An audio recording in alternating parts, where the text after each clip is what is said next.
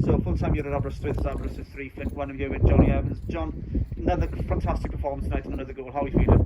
Brilliant, to be honest. It's just good to get a good start. Obviously, it's important in this league. You don't want to be struggling down the bottom and then have an uphill battle.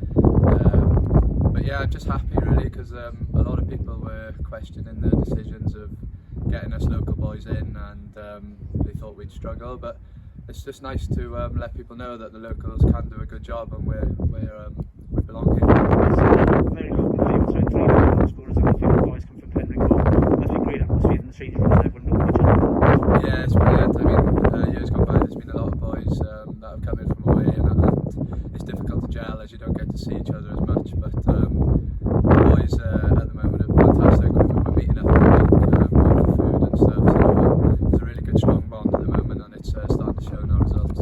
And tonight, nice left-footed shot. It's like nice to go on a weaker foot. Yeah, I mean, it's just, yeah, it's good, especially to do it in front of Dad on the bus as well. I mean, you know, I bet they're frustrated they can't come in and watch properly, but yeah, very happy.